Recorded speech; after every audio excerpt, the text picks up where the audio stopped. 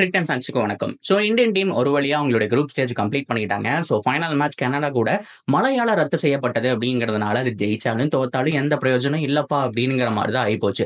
And ஃபைனலா இன்னைக்கு கொஞ்சம் ஒரு குரூசியலான ஒரு மேட்ச் நடந்தது. அதாவது ஸ்காட்லாந்து கூட வந்துட்டு ஒரு முக்கியமான ஒரு மேட்ச் நடந்தது. அதுல இங்கிலாந்து வந்துட்டு எப்படியாவது ஆஸ்திரேலியா ஜெயிச்சிடணும்னு சொல்லி ப்ரே பண்ணிட்டு இருந்தாங்க. ஸோ ஆஸ்திரேலியா மார்க்கஸ் ஸ்டைனஸும் டிராவிஸ் ஹெட்டும் சேர்ந்து ஆடினாங்க பாரு ஒரு ஆட்டம். எப்பா என்ன மேட்சுங்க. ஸோ ஒரு வழியா அந்த 180 அப்படிங்கிற டார்கெட்டை சேஸ் பண்ணி ஆஸ்திரேலியா 4 out of 4 அப்படிங்கிற மாதிரி வந்துட்டு வின் பண்ணிட்டாங்க. At the same time England fans எல்லாருமே பெருமூச்சு விட்டுருப்பாங்க. ஏன்னா இங்கிலாந்து அஃபீஷியலா குவாலிஃபை ஆயிட்டாங்க. ஸோ அதே மாதிரி இன்னைக்கு அஃபீஷியலா இன்னொரு மேட்சும் நடந்தது. ஸோ அந்த மேட்சை பொறுத்த வரைக்கும் பங்களாதேஷ் வர்சஸ் நேபாளை பொறுத்த வரைக்கும் பயங்கரமான ஆடியன்ஸ் பாராட்டி ஆகணுங்க. என்ன ஒரு ஃபேன் பேஸ், அவங்களுக்கு சான்ஸே கிடையாது அந்த மாதிரி ஒரு ஃபேன் பேஸ். பட் இருந்தாலும் இன்றைய மேட்ச் ஒரு ஜெயிச்சிருக்கலாம், ஆறுதல் வெற்றியோட வெளியில போயிருக்கலாம். ஜெயிக்க வேண்டிய மேட்ச் தான் கோட்டை விட்டுட்டாங்கன்னு சொன்னோம். வெறும் 109 ரன் தான டார்கெட் அப்படிங்கிற மாதிரி தான் வெயிட் பண்ணிட்டு இருந்தாங்க. பங்களாதேஷை பொறுத்த வரைக்கும் என்னடா இப்படி பேட்டிங் ஆடுறீங்கன்னு பார்த்தா ஸோ அந்த ட்ராக் அப்படி தாங்க பிஹேவ் பண்ணும். எல்லா மிகப்பெரிய ஜாம்பவான் டீம்களாம் அவ்வளோதான் அடிக்கும் போது பங்களாதேஷும் 109 அப்படிங்கிற மாதிரி தான் போஸ்ட் பண்ணியிருந்தாங்க. அண்ட் பவுலிங் அவங்களோட எக்ஸ்ட்ரானரி. முஸ்தபிசூர் ரஹ்மான் சான்ஸே இல்லை, மெய்டன் விக்கெட் எல்லாம் எடுத்தாருங்க. ஸோ கடைசி ஓவரில் சாகிப் அல் ஹசன் 2 விக்கெட் எடுக்க ஸோ மேட்ச் ஓவர் 85 ரன்னுக்கு பார்த்தோம் அப்படின்னா ஆல் அவுட் பண்ணி விட்டுட்டாங்க நேபாள. அஃபீஷியலா அவங்களும் குவாலிஃபை ஆயிட்டாங்க. ஸோ இப்போதைக்கு இந்தியன் டீமுடைய மேட்ச் எப்படி இருக்க போகுது அப்படின்னா இந்தியாவுடைய குரூப்ல 3 டீம் வந்துட்டாங்க. ஆப்கானிஸ்தான் ஒன்று, பங்களாதேஷ் ஒன்று, ஆஸ்திரேலியா கூட ஒன்று. இவங்க 3 பேர் கூட தான் மேட்ச் அப்படிங்கிறது நடக்க போகுது. மேட்ச் நடக்கக்கூடிய டேட் அண்ட் டைம் என்ன அப்படிங்கிறத பார்க்கலாம். ஸோ இந்தியாவுக்கு முதல் மேட்ச் யார் கூட நடக்க போகுது அப்படின்னா ஆப்கானிஸ்தான் கூட நடக்க போகுது. ஸோ இந்த குரூப் ஸ்டேஜில் முதல் மேட்ச் அவங்கள ஃபேஸ் பண்றாங்க. ஆப்கானிஸ்தான் பொறுத்த வரைக்கும் ஒரு நல்ல குவாலிட்டியான டீம் தான். செம்மையா வந்துட்டு அவங்களோட பேட்டிங் பவுலிங் எல்லாமே இம்ப்ரூவ் பண்ணியிருக்காங்க. ஸோ பவுலிங் யூனிட் உண்மையாலுமே இந்தியாவை கம்பேர் பண்ணும்போது ஓரளவுக்கு அவங்களுக்கு ஈக்குவலாகவே இருக்குன்னு சொல்லணும். ஸோ அந்த அளவுக்கு தனித்துவமா தெரியுறாங்க. ஸோ நான் ஃபுல் பிளேயிங் 11 டீடைல் அப்படிங்கிறது கூட சீக்கிரம் போட பார்க்குறேன். ஸோ ஆப்கானிஸ்தான் கூட அவங்களுக்கு முதல் மேட்ச் இருக்கு. இது எப்போ நடக்குது அப்படின்னு சொன்னோம்னா ஜூன் 20 நைட்டு 8 மணிக்கு. ஸோ அடுத்த மேட்ச் ஒரு நாள் கேப் விட்டு ஜூன் 22 பார்த்தோம் அப்படின்னா பங்களாதேஷ் கூட நடக்குது. ஸோ இதுவும் ரொம்ப குரூசியலான மேட்சுங்க. ஸோ ஆப்கானிஸ்தான் கூட எப்படி நடக்க போகுது, ஸோ எப்படி ஜெயிக்க போறாங்கன்னு தெரியல. ஆனால் இந்த பங்களாதேஷை யூஸ் பண்ணி இவங்களை அடிச்சு போட்டு மேலே போறதுக்கு இந்தியன் டீம் கண்டிப்பா பார்த்தே ஆகணும். ஓகேவா?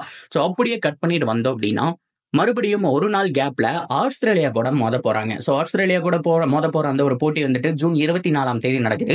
அதுதான் இந்தியாவுடைய குரூப் ஸ்டேஜோட கடைசி போட்டி அப்படின்னு சொன்னோம். ஆஸ்திரேலியா கூட என்ன பண்ண போறாங்க அப்படிங்கிறத குரூசியலா பார்க்கணும். ஸோ ஃபைனலா சொல்ல போனோம் அப்படின்னா 20 24 3 மேட்ச் அப்படிங்கறத ஆடுறாங்க. ஸோ எல்லாமே இரவு 8 மணிக்கு அப்படிங்கிறது ரொம்ப குரூசியலான ஒரு விஷயம் தான். ஸோ டிஆர்பி முக்கியம் பிகிலு அப்படிங்கிற மாதிரி இந்தியன் டீமுடைய மேட்ச் எல்லாமே நைட் 8 மணிக்கு தான் போட்டிருக்காங்க. லைக் இந்த ஐபிஎல் டைமை கவர் பண்ணணும், ஐபிஎல் டைம்ல அவங்க ஆடியன்ஸ்ல எப்படி பாக்குறாங்களோ ஸோ அதே மாதிரி தான் இந்தியன் ஃபேன்ஸுக்கு ட்ரீட்டா கொடுக்கணும்னு சொல்லிட்டு மற்ற எல்லா டீமுமே மாறி மாறி ஆடும்போது இந்தியன் டீம் மட்டும் நைட் 8 மணிக்கு பிரமாதமா ஆடிட்டு இருக்காங்க. ஸோ அதுதான் ரொம்ப குரூசியலான ஒரு விஷயம் அப்படிங்கிறதுல மாற்றமே கிடையாதுங்க. ஸோ ரொம்பவுமே நல்லா போயிட்டு இருக்கு. இந்தியன் டீமுடைய அவங்களுடைய பிளேயிங் லெவனை பொறுத்த வரைக்கும் எந்த விதமான சேஞ்சஸும் இருக்காது. நிறைய விஷயம் வந்துட்டு சோசியல் மீடியாவில் போயிட்டு இருக்கு. விராட் கோலி இருக்க மாட்டார், ஜெய்ஸ்வால் வந்துருவாரு, ஜடேஜா தேவையா, தூபே தேவையா, சூரியகுமார் தேவையானுங்கிற மாதிரி ஏகப்பட்ட விஷயங்கள் போயிட்டு இருந்தாலும் ஒரு சேஞ்சுமே இருக்காது. ரோஹித் சர்மா டிட்டோ சேம் 11ஓட தான் போக போறாரு. சேம் பிளேயிங் 11 தான் இருக்க போது. இதே பவுலிங் யூனிட், இதே பேட்டிங் யூனிட்டோட தான் போக போறாரு. எதையும் மாத்த போறது கிடையாது. மேபி குரூப் ஸ்டேஜ்ல 2 மேட்ச் யார் சொதப்படுறாங்களோ, முதல் 2 மேட்ச் அதாவது ஆப்கானிஸ்தான் அண்ட் பங்களாதேஷ் கூட யார் சொதப்படுறாங்களோ அவங்கள வெளியில குறை வச்சுட்டு ஆஸ்திரேலியா கூட யாராவது ஒருத்தர் உள்ள வரக்கு சான்ஸ் வேணா இருக்கு.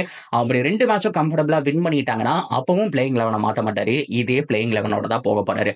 ஸோ ஹோப்ஃபுல்லி இந்தியா இந்த T20 வேர்ல்ட் கப்பை அடிக்க போறாங்களா இல்லையா அப்படிங்கறது எல்லாத்தையும் நம்ம பொறுத்து தான் பார்க்கணும். ஸோ எனக்கு என்னமோ இந்த தடவை கொஞ்சம் அடிச்சிருவாங்கங்கிற ஒரு நம்பிக்கை இருக்கு. பட் இருந்தாலும் குரூப் ஸ்டேஜ் முடியும் போது பார்ப்போம். ஏன்னா குரூப் ஸ்டேஜ் முடிஞ்சாலும் டாப் 2ல வராங்கன்னு வச்சுக்கோங்களேன். ஆஸ்திரேலியா அண்ட் இந்தியா டாப் 2ல வருவாங்க. ஸோ அந்த பக்கம் எப்படியோ அடிச்சு பிடிச்சி வெஸ்ட் இண்டீஸ் வந்துருவாங்க. ஸோ அது போக இங்கிலாண்டோ சவுத் ஆப்பிரிக்காவோ வந்துருவாங்க. இப்போ மிகப்பெரிய பிரச்சனையா என்ன அப்படின்னா செமிஃபைனல் இந்தியாவுக்கு யாரு கூட வரும் தெரியுமா? ஒன்னு சவுத் ஆப்பிரிக்கா கூட வரும், இல்ல இங்கிலாந்து கூட வரும், இல்ல வெஸ்ட் இண்டீஸ் கூட வரும். ஸோ இந்த மாதிரியான 3 டீம் கூட தான் வரப்போகுது. இந்தியாவுக்கு மாற்றமே கிடையாது. அண்ட் அதே மாதிரி ஆஸ்திரேலியாவும் செமிஃபைனல் அவனுக்கு கூட தான் ஆட போறாங்க. ஜெயிச்சு பார்த்தோம் அப்படின்னா இந்தியா வர்சஸ் ஆஸ்திரேலியாவே ஃபைனல் வரக்கான சான்ஸ் இருக்கு. இந்தியா, இங்கிலாந்து இந்த மாதிரி எந்த டீம் வேணாலும் ஃபைனல் வரக்கான சான்ஸ் அப்படிங்கிறது ஹைலி பாசிபிள். ஸோ எல்லாமே கொஞ்சம் பவர்ஃபுல் டீம். ஸோ இப்போ இருந்தே இந்த பிளேயிங் 11 கரெக்ஷன் எல்லாம் ஸோ கரெக்டான டைம்னு சொல்லணும். இதுக்கப்புறம் மாற்ற முடியாது. எப்போனா மாற்றுற மாதிரி இருந்தால் இப்போ மாற்றி ஆகணும். அப்படி இல்லாத பட்சத்தில் வேற சேஞ்சே பண்ண முடியாது. ஸோ இந்த டீமோட தான் போய் ஆட வேண்டிய ஒரு சுச்சுவேஷனுக்கு இந்தியன் டீம் தள்ளப்படுவாங்க. ஸோ ஓவராலாக நீங்கள் என்ன நினைக்கிறீங்க? ஸோ இந்த மாதிரியான விஷயங்கள் பற்றி என்ன நினைக்கிறீங்க? ஸோ ஒரு வழியாக இந்த மிகப்பெரிய குழப்பத்துக்கு உண்டான இந்த பிளேயிங் 11 சீட்டெல்லாம் முடிஞ்சு அப்படின்னு தான் சொல்லி ஆகணும். ஆகணும். ஸோ அதே மாதிரி இந்த தடவை என்னடா அட்டவணை இப்படி போட்டு வச்சிருக்கீங்கன்னு கேட்டிருந்தாங்க. ஸோ ஃபைனலாக குரூப் பிரிச்சதுக்கு அப்புறம் தான் இப்போ நிம்மதியாக இருக்கு. ஸோ இந்த குரூப்ல யாரெல்லாம் ஜெயிச்சு மேலே வர போறாங்கன்னு பார்க்கலாம். ஸோ நீங்க என்ன நினைக்கிறீங்க? உங்களுடைய ஃபேவரட் யாரு?